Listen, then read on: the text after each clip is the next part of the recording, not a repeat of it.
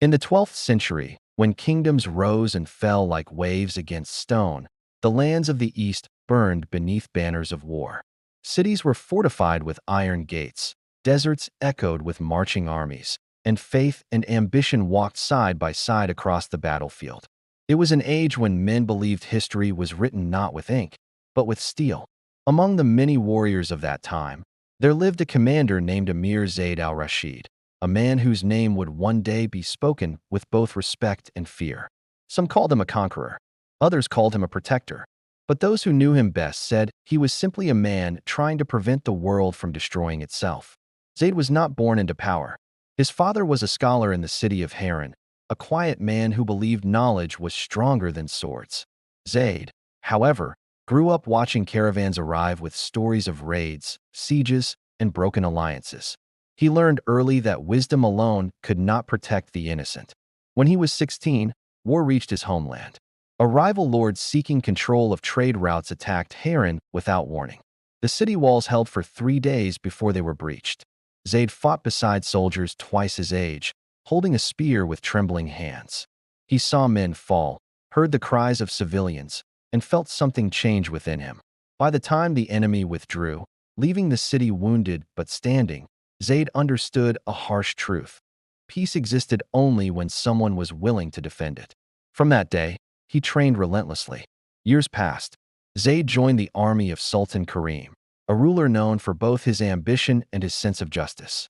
The Sultan noticed the young soldier's discipline and calm thinking. Unlike others, Zayd did not rush into battle seeking glory. He watched, learned, and waited. He studied maps, supply routes, and the psychology of commanders. Victory, he once told a fellow soldier, is decided long before swords meet. His rise through the ranks was steady. By 30, he commanded his own regiment. By 35, he was entrusted with defending the northern borders against invading forces from across the sea, armies driven by religion, wealth, and the promise of new lands. The war that would define his life began in the year of burning winds. A coalition of foreign kings marched east, capturing fortresses one by one. Their armies were heavily armored, disciplined, and relentless. Cities that resisted were starved into submission. Refugees flooded inland, carrying stories of destruction. The Sultan summoned his commanders to the capital. Inside the Great Hall, tension hung in the air. Maps covered the walls, marked with red symbols showing lost territories. "They come united," one general said. "We remain divided. If this continues, they will reach the heart of our lands within a year." Arguments erupted. Some demanded immediate attack. Others urged retreat and negotiation. Zayd remained silent until the Sultan turned to him. "What do you see, Amir Zayd?" Zayd stepped forward, studying the map carefully. "They are strong," he said calmly, "but they are far from home. Their strength depends on supply lines stretching across deserts and seas. We do not defeat them with one battle. We defeat them with patience." The hall fell quiet. "Let them advance," Zayd continued. "We weaken them. We cut their supplies, harass their scouts, deny them water and rest. When they are tired and desperate, then we choose the battlefield." Some commanders scoffed. They wanted glory, not patience. But the Sultan understood. And so the long campaign began. For months, Zayd's forces avoided large confrontations. They struck quickly at night, disappearing before enemy armies could respond. Wells were guarded, supply caravans intercepted, and false information spread among opposing ranks. The invaders grew frustrated. Their victories brought them deeper into hostile territory, farther from support. Still, the war took its toll. Zayd witnessed villages burned by both sides, soldiers dying far from home, and prisoners begging for mercy. Each loss weighed on him. He prayed before every battle, not for victory, but for restraint. One evening, after a skirmish near a desert pass, Zayd ordered water given to captured enemy soldiers. A young officer questioned him.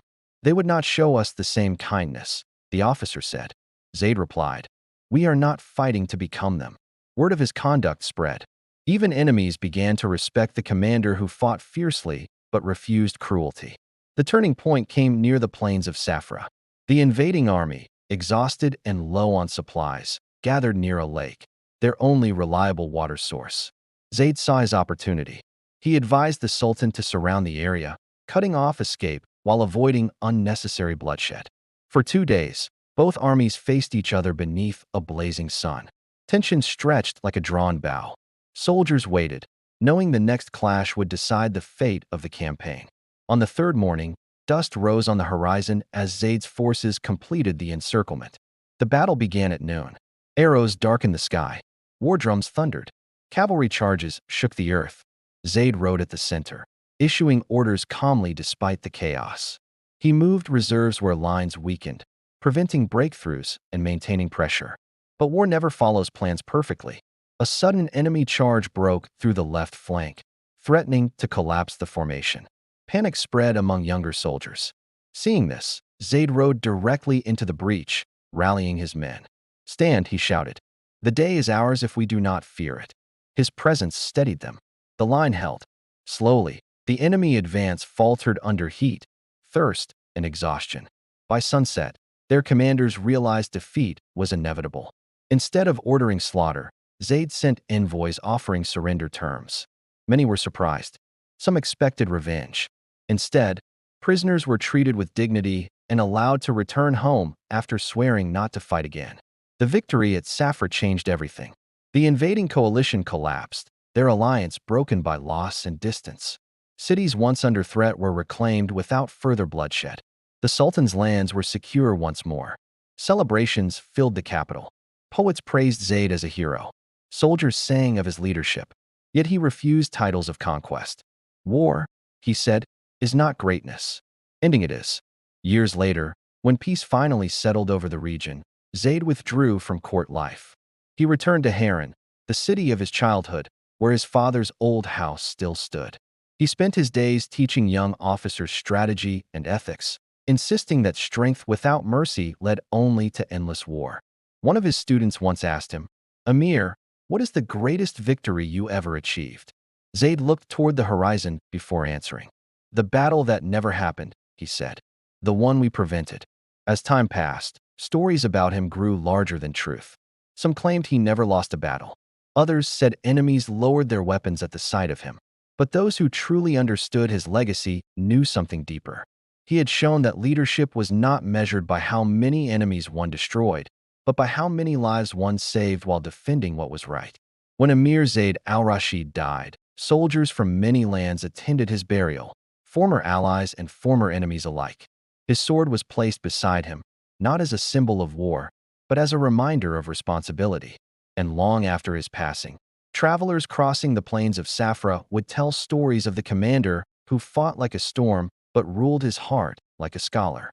They said that in an age of endless conflict, he proved that honor could survive even on the battlefield. And that, more than victory, was what made his name endure.